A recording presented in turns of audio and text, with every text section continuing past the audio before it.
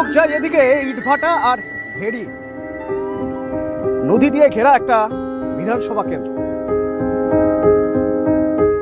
সন্দেশখালী। সন্দেশখালী শুনলে তো আপনি প্রথমেই বলবেন শাহজাহানের কথা।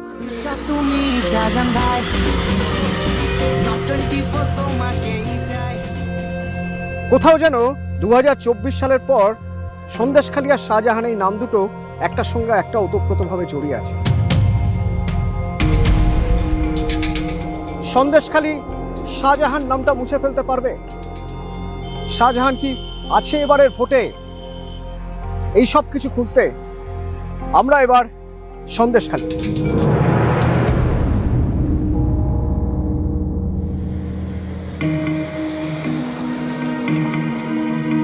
এ বাড়ি শাহজাহানের বাড়ি। সালটা 2024, সকাল 7টা নাগাদ বেশ কিছু মানুষ, তারা সরকারি আধিকারিক, চলে এলেন সন্দেশখালীর আকুঞ্জিপাড়ার এই বাড়ির সামনে। নক করলেন, কেউ আছেন? কোনো সাড়া নেই। এরা ছিলেন এনফোর্সমেন্ট ডিরেক্টরেটের আধিকারিক। 2024 লোকসভা ভোটের ঠিক আগে এই বাড়িতে ইডি আধিকারিকদের আসা, তাদের উপর কিছু মানুষের চড়াও হওয়া 2024-এর ভোটে কিছুটা হলেও প্রভাব পড়েছিল।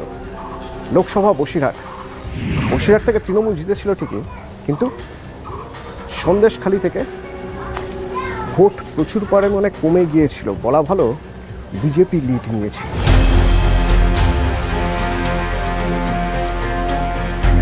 শুধুমাত্র তৃণমূল বিজেপি তৃণমূল কিন্তু নয়, সন্দেশখালী একসময় বামেদের শক্ত ঘাঁটি ছিল। মানে যে সময় রাজ্য জুড়ে তৃণমূলের জোর হাওয়া, সে সময়ও বামেরা সন্দেশখালী তাদের দখলে রেখেছিল। মনে রাখতে হবে, সে সময় শাহজাহান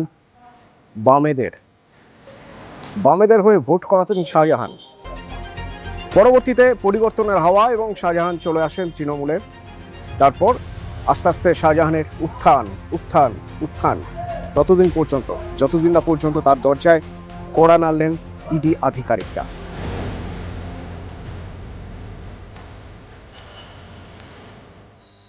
সন্দেশখালীর সরবেরিয়ান শাহজাহান মার্কেট দেখতে পাচ্ছেন তো, এত বড় মার্কেট, মানে কতটা জমির উপরে এই মার্কেট। এই মার্কেট নাকি জবরদখল করা জমির উপরে।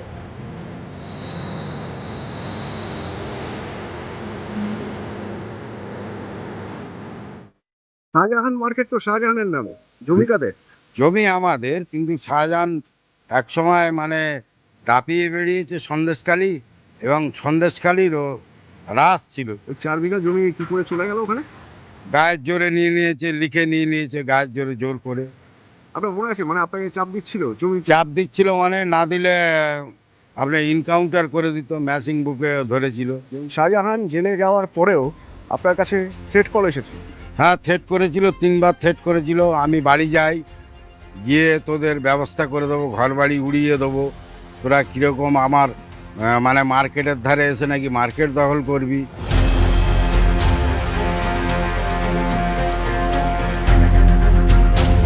নন্দীগ্রাম সিঙ্গুরের মতো সন্দেশখালী তো একটা নাম হয়ে গিয়েছিল একটা সময়। এখন সন্দেশখালী কেমন আছে? এখন সন্দেশখালী একটা শান্তি পরিবেশ আছে, খুব সুন্দর আছে। ওই 24 সালের ঘটনার পর থেকে এখন আবার পূর্ব অবস্থায় পেয়ে গেছে, খুব শান্তি। 24-এর লোকসভায় দেখা গেল সন্দেশখালী থেকে বিজেপি এগিয়ে আছে। 26-এর বিধানসভা হবে এবার সম্ভবত। এটা প্রথম বিধানসভা সন্দেশখালীতে 2009 সালের পর যে বিধানসভায় শাহজাহান নেই। তৃণমূলের জন্য এটা ফ্যাক্টর? না, কোনো ফ্যাক্টর নেই, কোনো ফ্যাক্টর নেই। এবার আমরা শাহজাহান সাহেব নেই, কিন্তু আমরা স্বচ্ছ ভোট হবে এবং আমরা জিতে যাব। লোকে বলে নাকি শাহজাহান না থেকেও আসে সন্দেশখালীতে। সেটা ভুল কথা বলে, লোক অনেক কিছু বলে, আপনারা তো দেখতে পাচ্ছেন।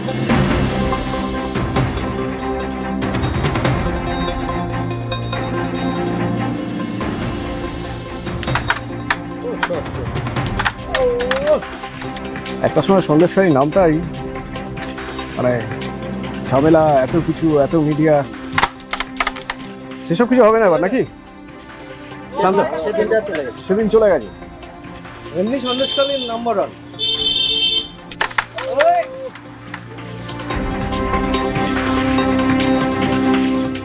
আপনাকে কি বলবেন এই জায়গায় কি হয়েছিল?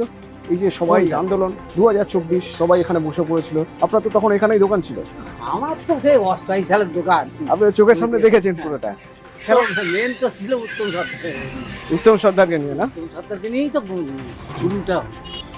পার্টি অফিসে ডাকতো, তখন তো ধরেন শিবু হাজরা আর এর দাপট বেশি ছিল, ওই উত্তম। হ্যাঁ, আর শেখ শাহজাহান তো খুব তখন আসতো না, আসতো অল্প আসতো যেত। কি করে বলুন তো, এখন মানুষের মধ্যে ভয় আছে?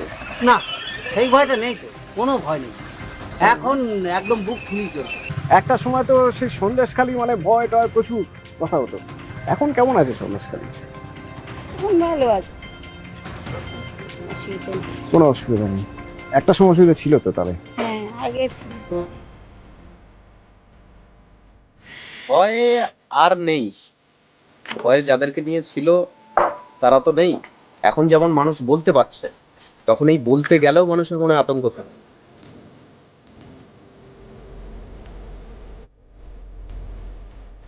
সন্দেশখালীর মানুষ বলছে সে এখন কোথাও যেন সন্দেশখালী বাইনারিতে দাঁড়িয়ে গেছে। সেদিনের কথা বলতে গিয়ে মানুষ এখন বলছেন আর কোনো ভয় নেই। কি অবস্থা এখন সন্দেশখালী? সন্দেশখালীর অবস্থা এখন খুবই ভালো। ভালোটা হচ্ছে যে মিথ্যা একটা জায়গা তৈরি করেছিল ওরা বুঝে দেখাবার থেকে দিয়ে, এখন আস্তে আস্তে মানুষ বুঝে গেছে যে মিথ্যার আশ্রয় বেশি দিন থাকা যায় না, বা মিথ্যার সঙ্গে মানুষ থাকে না। অন্য পরিবার তো বলছে যে শাহজাহানের লোকজন এসে ফোনে কথা বলাচ্ছে, শাহজাহান বলছে বেরোলে দেখে নেবো, এসব হুমকি টুমকি দিচ্ছে। না, এগুলো করে আমরা শুনিনি, আমরা তো আছি এখানে সবসময় যাতায়াত করছি, এরকম হুমকি কাউকে দিতে দেখি। দিতে দেখলে সে ভালো থাকতে পারবে না তো, কারণ এখানে ওরকম আর করার কোনো সিস্টেম নেই, জায়গা নেই, হতে দেবে না মানুষ। এমনি কোনো ভয়ের ব্যাপার আছে নাকি? ওইসব কিছু নেই, সন্দেশখালী খুব শান্ত। ঠিক, তাহলে আপনি ক্যামেরার সামনে কথা বললেন না?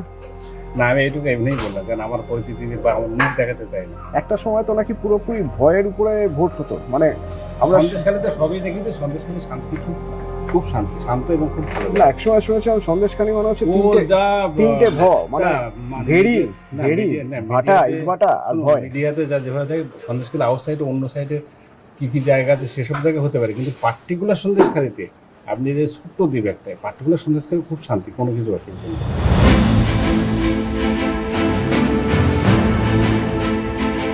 ভয় নেই বলছেন ভয় নেই, কিন্তু কিছু তো একটা আছে। যদি না থাকে তাহলে কেন কেউ ক্যামেরার সামনে কথা বলবেন না? অনেক কথাই বললেন যেগুলো ক্যামেরায় ধরা গেল না, কিন্তু হ্যাঁ, অডিওয়ে ধরা গেল। আসলে প্রত্যেকে তো ছাপোষা মানুষ, কেউ ছুট ঝামেলা চান না। একটা কথা ঠিক, সন্দেশখালী কিন্তু শান্তই ছিল। সন্দেশখালী অশান্ত হয়ে ওঠার পরেও এখনো সন্দেশখালী চাইছে শান্ত থাকতে, যদি না সেখানে রাজনৈতিক দলাদলি উদ্দেশ্য প্রণোদিতভাবে করা হয়। আম আদমি ভয় পাচ্ছেন কথা বলতে, কিন্তু এটাও সত্যি আম আদমি জানেন যে এই ভয়ের পরিবেশ কাটাতে গেলে ইভিএমের ঠিক কোন বোতামটা টিপতে হয়।